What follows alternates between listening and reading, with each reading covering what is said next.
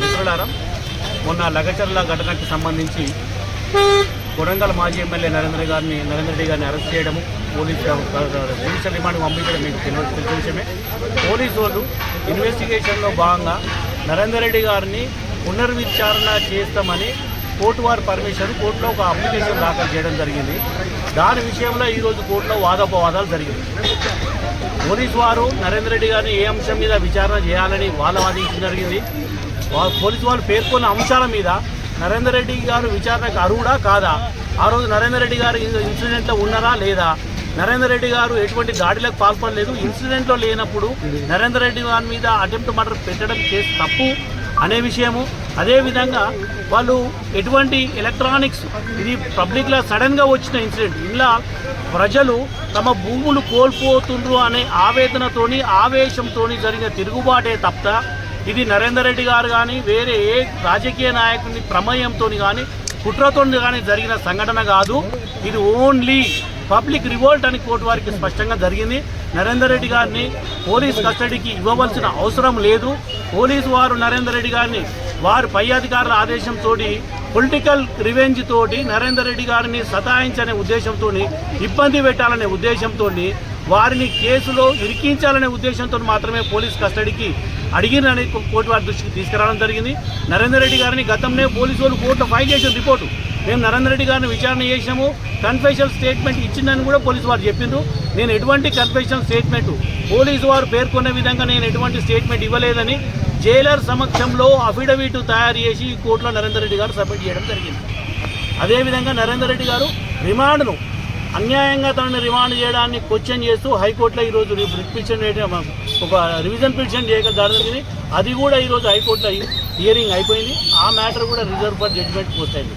కాబట్టి ఈరోజు పోలీసు వారు వేసిన అప్లికేషన్ నరేందర్ రెడ్డి గారిని పునర్విచారణ ఎటువంటి అర్హత లేదని చెప్పేసి మేము ఆర్గ్యుమెంట్ చేసాము. ఖచ్చితంగా నరేందర్ రెడ్డి గారిని పోలీస్ కస్టడీకి ఇవ్వరు, ఇస్తే మేము దాని తర్వాత ఛాలెంజ్ చేస్తాము. నరేందర్ రెడ్డి గారి రిమాండ్ కూడా ఖచ్చితంగా హైకోర్టు కొట్టివేస్తుందని మేము భావిస్తున్నాం. ఈరోజు జరిగింది ఆ అప్లికేషన్ మాత్రం అంతవరకు పట్టదు. కొడంగల్ కోర్టులో ఏం జరిగింది సార్? కొడంగల్ కోర్టు జరిగిందే పోలీసు వారు నరేందర్ రెడ్డి గారిని కస్టడీ పిటిషన్ అడిగారు, కస్టడీ ఇవ్వమని ఒక పిటిషన్ దాఖలు చేశారు. దాని మీద మాత్రమే ఆర్గ్యుమెంట్ జరిగింది. కస్టడీ ఎందుకు ఇవ్వాలని పోలీసు వారు చెప్పారు, కస్టడీ ఎందుకు ఇవ్వకూడదు అని మేమేం చెప్పినాం. ఇప్పుడు తీర్పు రిజర్వ్ చేయబడ్డది. తీర్పు రిజర్వ్ 22 తారీఖు నాడు తీర్పు రిజర్వ్ చేసి పెట్టారు. ఎందుకంటే హైకోర్టులో నరేందర్ రెడ్డి గారు రిమాండ్ను క్వశ్చన్ చేసిన పిటిషన్ ఈరోజు ఆర్గ్యుమెంట్ జరిగినాయి, రిజర్వ్ ఫర్ జడ్జిమెంట్ ఉంది. కాబట్టి హైకోర్టు వారు తీర్పు తదనంతరం మాత్రమే ఈ కోర్టు వారు తీర్పు వెలిపించే అవకాశం ఉంటుంది. ఈ లగచర్ల కేసులో భాగంగా నరేందర్ రెడ్డి అన్న గారు ఇక్కడ కొడంగల్ కోర్టుకు రావడం జరిగింది. అదేవిధంగా పత్రికా మిత్రులకు మరియు కొడంగల్ ప్రజలందరికీ నరేందర్ రెడ్డి అన్న తాను మంచిగా ఉన్నానని, ఇక్కడ కేసు ఏదైతే ఉందో దాంట్లో తను నిర్దోషిగా బయటికి వస్తానని, ఇక్కడి నుంచే రేవంత్ రెడ్డి పతనం మొదలవుతుందని మీ అందరికి తెలియజేయమన్నారు.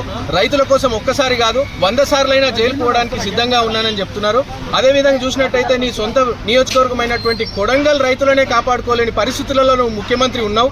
మరి నువ్వు రాష్ట్రంలో ఉన్న రైతులను ఏం కాపాడుతావు? నీ పతనం నేను బయటికి రాగానే నీ పతనం చాలు పెడతా, ఇక్కడి నుంచే నిన్ను అన్నిట్లోని అంటగడతా అనేసి నరేందర్ రెడ్డి గారు స్టేట్మెంట్ ఇవ్వడం జరిగింది.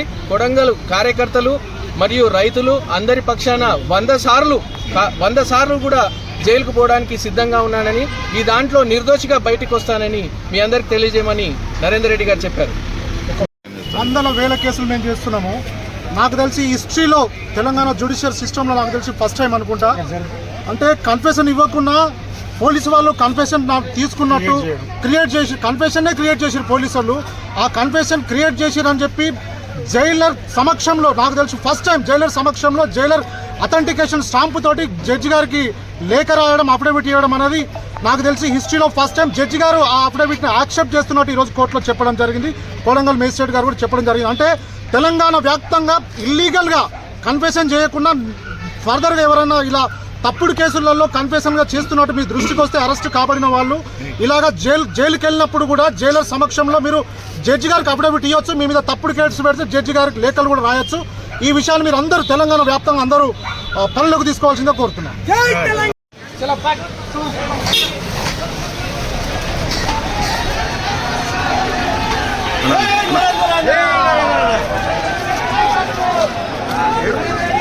నరేందర్